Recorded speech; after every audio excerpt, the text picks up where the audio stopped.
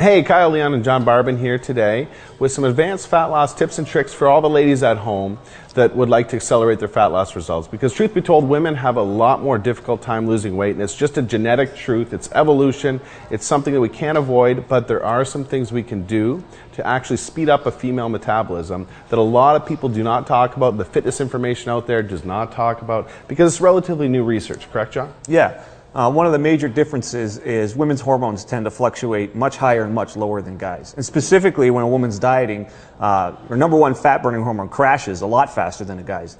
And so that they end up hitting a plateau and they can't lose any more weight. And I'm sure all the ladies at home that have tried to diet with their man or with a friend or with their husband the exact same way as the guy probably hasn't experienced the same fat loss results and has probably hit that fat loss plateau a lot quicker. That's something that a lot of women write in and experience. And that's because of their body's number one fat burning hormone crashing and dipping a lot more than their guys. And there's some good news with that though. Yeah. Women get to eat up more and have more frequent cheat days to kind of deal with this crashing, and that gets them out of the plateau and gets them burning fat again. Well, that's one trick we use. Also, another trick that we like to use with our female clients is the fact that, well, between carbs and fats, women tend to utilize their fats a lot more efficiently than their carbs. So simply substituting out carb calories for fat calories can go a long way into accelerating the fat loss results of a female, correct? Yeah, and that works with the hormones going up and down and works to balance it all out. Moving forward, with all of the estrogen in the environment, we know that estrogen promotes weight gain and fat gain. There's so much more estrogen in the environment today that we never ever asked for between herbicides and pesticides and processed foods.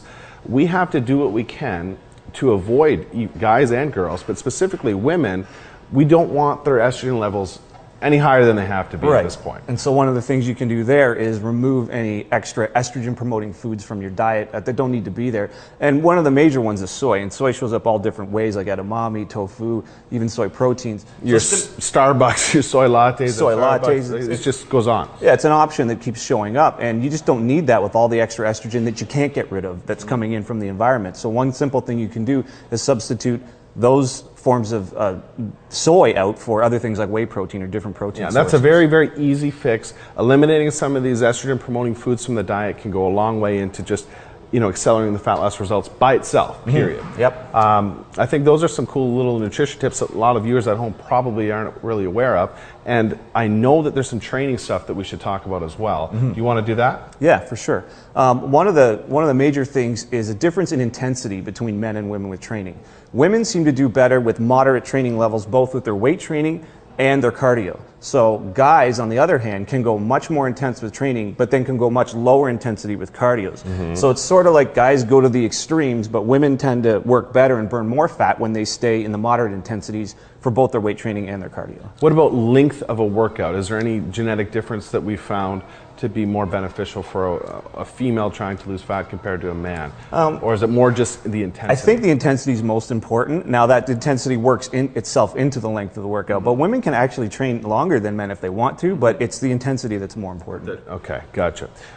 Moving forward, we know that there's some exercises that women just do not need to do. They just don't need to do them. They're probably the least favorable exercise for fat loss anyway. Yeah, and well, I think, number one is the Olympic lifts. I see a lot of trainers nowadays training people in the Olympic lifts, things like a clean and jerk, a push press overhead, really ballistic stuff that ends up building up the trapezius, like creates a thick neck look and like big, they don't need to be doing big shoulders. They don't need to they don't need to be doing deadlifts. I don't recommend deadlifts for them. Olympic lifts, shrugs. Yeah.